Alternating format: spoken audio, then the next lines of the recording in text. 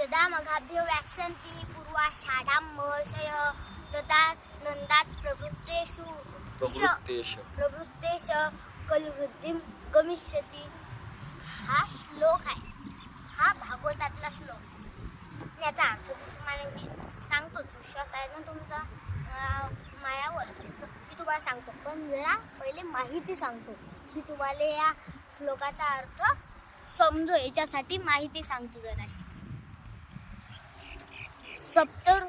सप्तऋषी 7 ऋषी आहेत. मी तुम्हाला एक श्लोक सांगाल तर तो डबल बोलूया.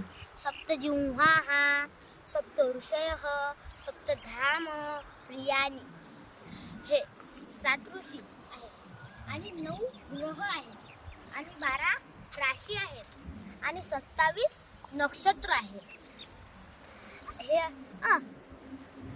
आता मी तुम्हाला एक उदाहरण देतो की कोणी किती. हे 7 ऋषी हे 7 ऋषी आणि 9 ग्रह. सूर्य हे राशीतून आणि नक्षत्रातून फिरत राहतात. आणि नक्षत्रातून हे राशीतून आणि नक्षत्रातून फिरत राहतात. आणि कोण किती राहते हे सांगतो. सूर्य एका राशीमध्ये 1 वर्ष राहते, नाही 1 महिना राहते. आणि चंद्र एका राशीमध्ये 2.25 ते 2.5 दिवस राहते. आणि सप्तऋषी एका नक्षत्रामध्ये 100 वर्ष राहतात. 100 वर्ष. आता आलं मेन पॉइंटवर. मेन पॉइंट म्हणजे तुम्हाला तर माहीतच आहे.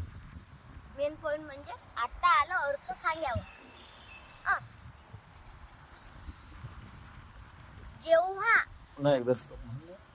डबल एकदा श्लोक म्हणतो. यदा मघाभ्यो व्यास्यन्ति पूर्वाषाढां महर्षयः तदा नन्दात् प्रवृत्तेष कलिवृद्धिं गमिष्यति.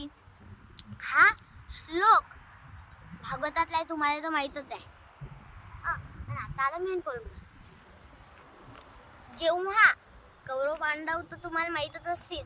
कौरव पांडवांचं जेव्हा युद्ध सुरू होतं तेव्हा 7 ऋषी मघा नक्षत्रामध्ये होते. तुम्हाला तर माहीतच आहे 7 ऋषी एका नक्षत्रामध्ये किती राहतात तर 100 वर्ष.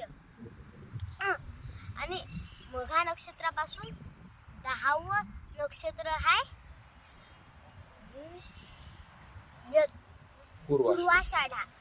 पूर्वाषाढा नक्षत्रात जेव्हा सप्तऋषी होते तेव्हा काय सुरू होतं म्हणतात तर तेव्हा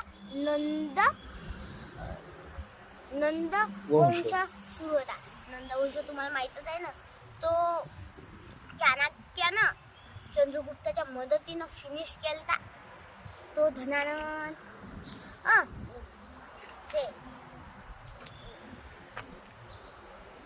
मघा नक्षत्रापासून पूर्वाषाढा नक्षत्र किती आहे 10वं. तर मग किती वर्ष कौरव पांडवांच्या युद्धापासून तर चाणक्य लोक किती वर्षांचा फरक आहे तो सांगतो.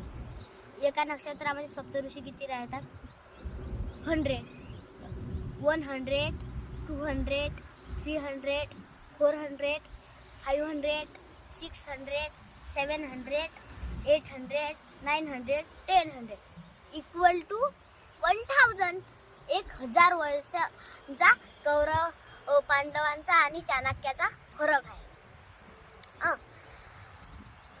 आणि भागवतात असं म्हणजे सांगितलेलं आहे की जेव्हा नंद वंश सुरू होता तेव्हापासून खास कलियुग सुरू होता. कलिवृद्धिं गमिष्यति. तेव्हापासून खास कलियुग सुरू होता. आता बी कलियुग सुरूच आहे. बाप हो, देवाचं नाव घेत जा. मग कुठे जातात स्वर्गात, नाहीतर बस नरकातच.